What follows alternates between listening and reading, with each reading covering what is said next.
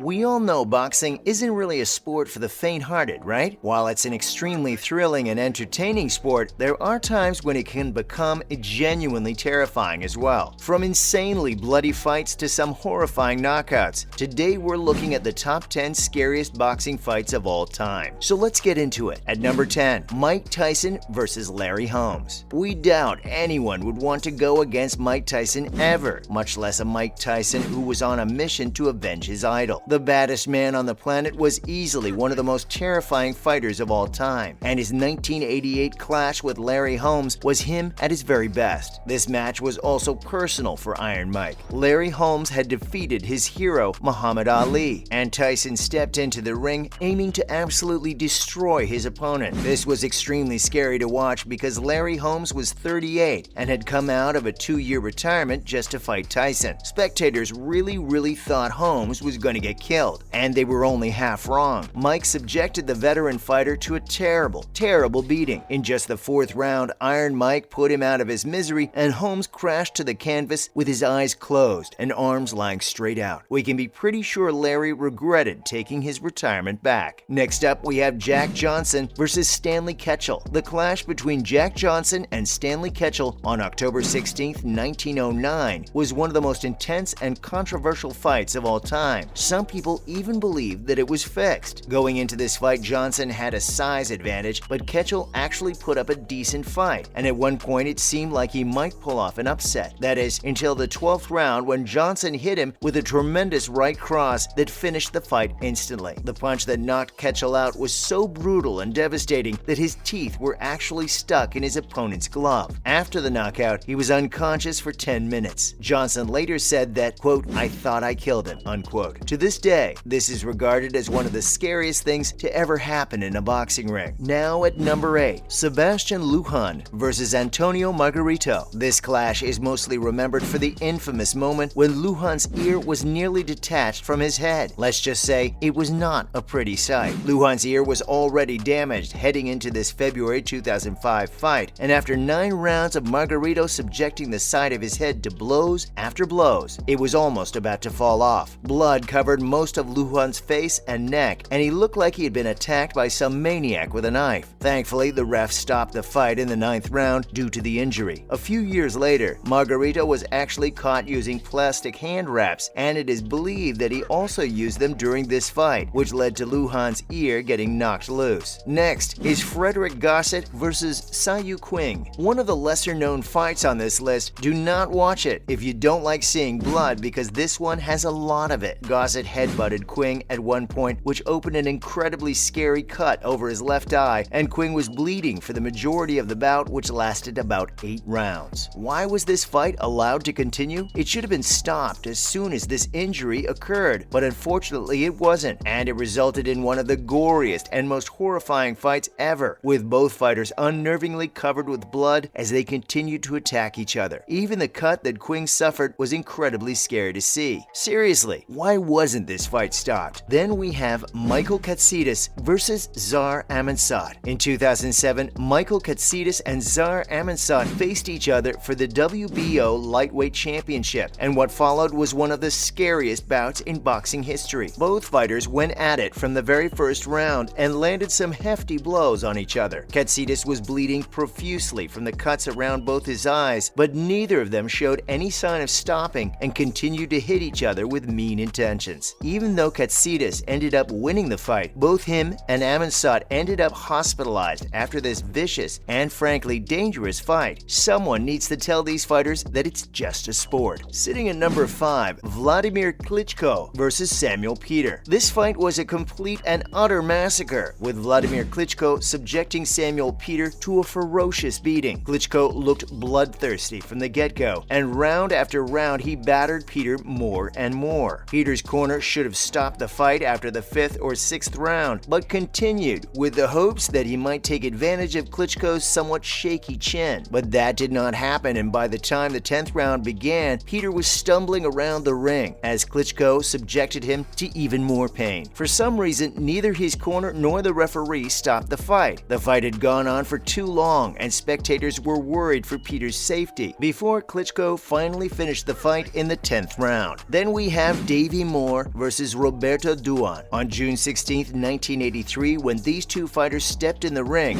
no one could have predicted what was about to happen. Robert Duan was 32, aging and clearly past his prime. Davey Moore was 24, unbeaten 12-0, and was the WBA junior middleweight champion at the time. Moore was also 2.5 inches taller and had a much longer reach. Naturally, he was the favorite to win. And then we witnessed Robert Duan give Davey Moore one of the most brutal and savage beatings in boxing history. To put it plainly, this wasn't really a fight. Duan was all over him from the very first round, and Moore never recovered. In the 7th round, Moore was knocked down, with most of the ringside spectators urging the referee to stop the game due to how bloody and battered Moore's face was. In the 8th round, Duan's trainer audibly said, "Finish him off now," and Duan continued to dominate the fight. Spectators and commentators were worried for Moore's life at this point as he continued to take more and more punches. Moore's trainer even literally threw his super bloody towel in, but the referee still did not stop the fight. Thankfully, scared for Moore's safety, the then top-ranked representative Jay Edson himself climbed into the ring, stopped the fight, and tragedy was avoided. Number 3 on our list is Luis Resto versus Billy Collins Jr. This fight is to this day one of the most controversial fights of all time. It took place on the same card as the famous Davey Moore and Robert Duan fight of 1983. Billy Collins Jr. took a terrible beating in this fight and lost to a unanimous decision. His facial features were disfigured, with his 2 eyes closed, and his face showed horrific bruises. Later, it turned out that Luis Resto had actually cheated. Yes, the fighter and his trainer, Panama Lewis, had cut holes in the padding of his gloves and soaked the wraps in plaster to harden them. Resto and his trainer ended up going to prison for this. Unfortunately, Billy Collins suffered from a torn iris, and his vision was permanently impaired. His career was over due to this perfectly avoidable and shameful incident. Next, we have Muhammad Ali versus Joe Frazier. On October 1st, 1975, Muhammad Ali and Joe Frazier faced each other in the 3rd fight of their iconic and spectacular trilogy, and boy did it live up to the hype. In 14 gruesome rounds, the two legendary fighters exchanged blows after blows after blows, with neither of them willing to give up. By the 14th round, Joe Frazier's face was almost unrecognizable, with both of his eyes swollen so much that he could barely see. Fearful for his safety, his trainer Eddie Futch called it a day. Smokin' Joe protested this decision and said that he wanted to continue fighting, but Futch did not let him. Ali later said that Joe quit just before he did, and that this fight was the closest to death he had ever been. Just imagine how brutal the fight had to be to make the great Muhammad Ali admit that he was ready to give up. This fight took an enormous toll on both fighters, with Frazier only fighting 2 more times, and even Muhammad Ali was said to never be the same again. And at number 1, Nigel Benn versus Gerard McClellan. Spectators who witnessed this 1995 clash would go on to say that this was the most violent and blood-curdling fight they had ever seen. It was a fierce and barbaric display that ended with a devastating tragedy. Both fighters went at it at length, with both of them showing no signs of stopping and kept bludgeoning each other with thunderous punches. In the 10th round, Benn was victorious as McClellan dropped to one knee and was counted out to 10. This fight was so vicious that McClellan collapsed soon after it was over and went into a coma for 2 whole weeks. He tragically suffered a debilitating brain injury and ended up permanently paralyzed, blind, and lost 80% of his hearing. To this day, there is tremendous controversy surrounding the fight, with some blaming the inexperienced referee, while others, such as McClellan's sister, holding his trainer responsible. We hope that in the future, more precautions are taken to avoid stuff like this from happening, because no sport is worth tragedies of this magnitude. And that's all for today. What do you think is the scariest boxing fight of all time? Let us know in the comments below. Make sure to give this video a thumbs up and subscribe to our channel for more videos like this. See you in the next one.